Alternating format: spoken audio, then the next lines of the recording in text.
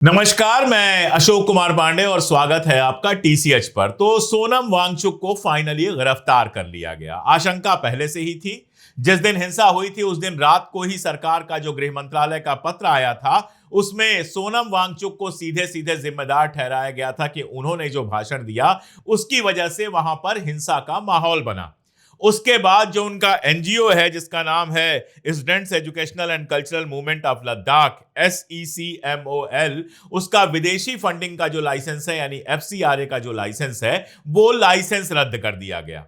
इसके अलावा भी आईटी सेल पूरी तरह से लगा हुआ था। कोई उनको पाकिस्तान का एजेंट साबित कर रहा था क्योंकि एक कार्यक्रम में हिस्सा लेने वो पाकिस्तान चले गए थे। कोई साबित ये कर रहा था कि वो तो चाइना के एजेंट हैं, बिना ये सोचे हुए कि उस आदमी ने चाइना जिस तरह से भारत में जमीन कब्जा कर रहा है उस पर लगातार आवाज उठाई है। पूरा माहौल यही बन रहा था कि सोनम वांगचुक को विलन बना दो और गिरफ्तार कर दो। सोनम वांगचुक खुद भी इस बात की संभावना जता रहे थे कि उनको गिरफ्तार किया जा सकता है। कल जब हिंसा के बाद पूरा का पूरा दोष सोनम वांगचुक पे डाला। मुझे वैसे भी ऐसे खबरें आती गई बहुत अच्छे सूत्रों से कि आपके खिलाफ पब्लिक सेफ्टी एक्ट का केस बनाया जा रहा है ताकि आपको 2 साल के लिए बिना जांच के, बिना बेल के जेल भेजा जा सके। तो आपको डर है कि अब आपकी गिरफ्तारी? बिल्कुल डर नहीं है, मैं बिल्कुल इंतजार कर रहा हूं। बल्कि मैं ये सोचता हूं आप कि न्योता देंगे पुलिस को कि आए आपको गिरफ्तार करें? बिल्कुल देंगे, क्यों नहीं देंगे। जब वो चाहें हमें गिरफ्तार कर सकता है। मैं सोचता हूं कि मेरे जेल में होना देश को ज्यादा जगाएगा मेरे बाहर होने से, क्योंकि देश नज़ारा देखेगा। जो आदमी देश विदेश से भारत के लिए मैग्सेसे से लेके रोलेक्स अवार्ड से लेके 30 पुरस्कार लाता है, 8 तो यूनिवर्सिटीज के ऑनररी डॉक्टरेट्स लाता है, देश का नाम ऊंचा करता है, यहाँ के ज्ञान को निर्यात करता है और चीन जैसे देशों के खिलाफ बायकॉट चाइनीज प्रोडक्ट्स का मुहिम चलाता है, जो आगे ले जाके सरकार भी उसे आगे बढ़ाती है। उसी आदमी को हम आज ऐसे दोषों में जेल डाल रहे हैं। ये नज़ारा जब वो देखेंगे तब वो समझेंगे कि आज देश कैसे चल रहा है। अब आप देखिए भारत का जरा नक्शा देखिए। आपके सामने भारत का नक्शा दिखा रहा हूं, ऑफिशियल मैप। जहां जहां सीमाएं लगती हैं वहां देख लीजिए। पंजाब से सीमा लगती है पाकिस्तान की। आपने पंजाब में सिखों को खालिस्तानी साबित कर दिया, उनको दुश्मन बना लिया। मणिपुर में आपने लगातार 2 साल तक जो हिंसा चली उस पर चुप्पी बनाए रखी और उसके बाद भी जब गए तो हिंसा पर कुछ नहीं कहा। वहां आपने जो किया वो किया। आसाम बॉर्डर पड़ता है बांग्लादेश का, वहां पर मुसलमानों को जिस तरह से टारगेट किया जा रहा है सब जानते हैं, अलग से बताने की जरूरत नहीं है। उसको आप अलग से दुश्मन बना रहे हैं। कश्मीर का जो हाल है वो तो है ही, सब जानते हैं। उसके बाद बचा खुचा जो हमारा बॉर्डर है वो है लद्दाख का। और लद्दाख एक ऐसा इलाका रहा है जो हमेशा से भारत के साथ रहा है, बिना सवाल किए भारत के साथ रहा है। चाइना का बॉर्डर लगता है, पाकिस्तान का बॉर्डर लगता है। कल हमने रिटायर्ड मेजर जनरल डॉक्टर यश मोर से जब डिटेल में बात की थी, अगर आप लोगों ने सुना होगा, आज सुबह वो वीडियो रिलीज हुआ था, तो उसमें उन्होंने बताया था कि कैसे हर युद्ध में लद्दाखियों ने भारत का साथ दिया है। इसके अलावा अगर आप वो वीडियो याद करें जिसमें भारतीय जनता पार्टी के दफ्तर पर कुछ युवा चढ़ गए थे और उसके झंडे गिरा रहे थे, वहां भारत के झंडे को हाथ नहीं लगाया गया था, जो बताता है कि भारत में उनकी आस्था कितनी है। अब आप लद्दाख को भी दुश्मन बना लीजिए। एक ऐसी सरकार हमारे यहां कि जो विरोध की आवाज उठाए, जो अपने हक की बात करे, उसको आप दुश्मन बना लीजिए। भविष्य मत सोचिए। यह मत सोचिए कि सोनम वांगचुक केवल एक आदमी नहीं है, लद्दाख का चेहरा है। यह भी मत सोचिए कि पिछले 4-5 साल से सोनम वांगचुक लगातार बिल्कुल जिसको कहा जाता है अहिंसात्मक गांधीवादी तरीके से आंदोलन चला रहे हैं। अनशन पर बैठे थे, उसके बाद पैदल, सोच के देखिए, पैदल लद्दाख से चलकर दिल्ली तक आए, लेकिन उनकी मांगे पूरी नहीं हो रही हैं। और मांगे भी कौन सी हैं? संविधान की 6वीं अनुसूची में शामिल करने की जो मांग वो कर रहे हैं, ये तो वही है जिसका वादा भारतीय जनता पार्टी ने अपने घोषणा पत्र में किया था। जब यूटी बनाया गया था तो ये सारे वादे किए गए थे। वादा किया गया था कि कारगिल से 1 सीट होगी संसद की और 1 सीट होगी लेह लद्दाख से। वहां का अपना जनप्रतिनिधि होगा, वहां पर स्टेट लेजिस्लेटिव बनेगी जिस तरह की बन सकती है अनुसूची 6 के तहत, ये सब वादा, नौकरी देने का वादा, रोजगार का वादा, पर्यावरण के संरक्षण का वादा, ये सब तो आपने किया था।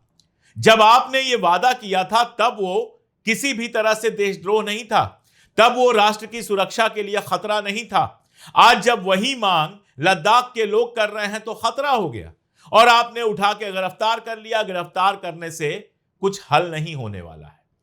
आपको अगर यह लगता है कि गिरफ्तार करने से लोगों के मन का गुस्सा खत्म हो जाएगा तो नहीं होगा। जुलूस निकला, सब कुछ हुआ, पुलिस की गोलीबारी की क्या जरूरत थी उसमें जिसमें 4 लोग मारे गए। कल मेजर जनरल यश मोर भी यही सवाल उठा रहे थे कि जांच तो इस बात की होनी चाहिए कि आखिर गोलीबारी का आदेश किसने दिया।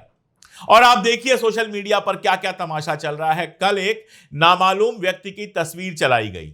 बीजेपी के आईटी सेल से लेकर पूरा गोदी मीडिया दिन भर चलाता रहा कि वो तो कांग्रेस के पार्षद हैं और तस्वीर किसी नामालूम की थी। आज वो खुद सामने आए और सामने आकर उन्होंने कहा कि मैं मुकदमा करूंगा। ये फर्जी तस्वीर लगाई गई है, किसी और की तस्वीर लगाकर मुझे बदनाम किया गया है। क्यों? ताकि कांग्रेस को बदनाम किया जा सके। तो एक ऐसा देश आप बना चुके हैं जहां मुख्य विपक्षी दल आपके हिसाब से देशद्रोही है। सारे विपक्षी दल उत्तर से लेकर दक्षिण के, चाहे वो नेशनल कॉन्फ्रेंस हो, चाहे आरजेडी हो, चाहे एसपी हो, चाहे स्टालिन की पार्टी हो, सब आपके हिसाब से देशद्रोही हैं। जितने लोग भारतीय जनता पार्टी के खिलाफ हो सब देशद्रोही हैं। सिख देशद्रोही हैं, मुसलमान देशद्रोही हैं और सारे सीमावर्ती इलाकों के लोग देशद्रोही हैं। आप अब सोनम वांगचुक के पीछे सीबीआई लगा दीजिए, इनकम टैक्स लगा दीजिए, ईडी लगा दीजिए और उनको गिरफ्तार करके जेल में रखिए। यही एक इलाज आपके पास है। यह बात भूल जाइए कि दुनिया में कहीं भी जब जनता आवाज उठाती है और अहिंसात्मक तरीके से आवाज उठाती है और उसकी आवाज नहीं सुनी जाती है, तभी अराजक तत्वों को जगह मिलती है। चलिए, लेह लद्दाख को तो आपने घोषित कर दिया कि देशद्रोही है, चीन की साजिश है। आपके अपने उत्तराखंड में छात्र सड़क पर आए हुए हैं। परीक्षाओं में जो धांधली हो रही है, पेपर लीकिंग हो रही है, उस पर सवाल उठा रहे हैं तो आपके मुख्यमंत्री आके कह देते हैं नकल जिहाद हो रहा है। एक कोई मुस्लिम लड़का पेपर की फोटो खींचकर अपनी बहन को भेजता है तो वो मुस्लिम जिहाद हो जाता है, वो नकल जिहाद हो जाता है। बस किसी मुसलमान का नाम लाइए और उसको देशद्रोही साबित कर दीजिए और सोचिए कि सारी चीजों पर पर्दा पड़ जाएगा। जब देश में इतनी समस्याएं हैं तो उस समय आई लव मोहम्मद और आई लव महादेव का युद्ध करवाइए। मैं आपको याद दिलाता हूं, सोनम वांगचुक वही हैं जिन्होंने 2019 में जब जम्मू कश्मीर का बाइफरकेशन हुआ था और लद्दाख को यूटी बनाया गया था तो स्वागत किया था, मोदी जी को धन्यवाद दिया था। उनका ट्वीट आज भी उपलब्ध है। कल तक वो मोदी जी के और भारतीय जनता पार्टी के बहुत प्रिय थे। जब लद्दाख आपके वादों पर भरोसा करके आपको वोट दे रहा था तो बहुत अच्छा था, लेकिन आज जब वो अपनी मांगे कर रहा है और मांगे वही कर रहा है जिसके वादे आपने किए थे तो वो बुरा हो गया। ये बात कुछ लोगों के लिए समझने की भी है। अगर उनको यह लगता है कि जो व्यक्ति या जो पार्टी देश भर में अल्पसंख्यकों के साथ अन्याय करती है वो आपके साथ अच्छा कर देगी, तो आपका वही हाल होगा जो आज सोनम वांगचुक जी का हुआ है। आप पछताएंगे और आपका पछतावा सुनने वाला कोई नहीं होगा। जब कश्मीर में इंटरनेट बंद था, जब कश्मीर में सेना गली गली में थी, कर्फ्यू लगा हुआ था, लोग अपने घर से नहीं निकल पा रहे थे, तो आप खुशियां मना रहे थे। आपको लग रहा था कि लद्दाख का विकास होगा। तब आपने यह सवाल नहीं पूछा कि कश्मीरी मुसलमान जो झेल रहा है क्या वो लोकतंत्र के तहत सही है। आज वही सारा कुछ आपको झेलना पड़ रहा है। लेह के अंदर कर्फ्यू लगा है, सेना के हवाले है लेह और सोनम वांगचुक को गिरफ्तार किया जा रहा है। हम तब भी ये कह रहे थे कि जनता के हक नहीं छीने जाने चाहिए और हम अब भी यही कह रहे हैं कि जनता के हक नहीं छीने जाने चाहिए।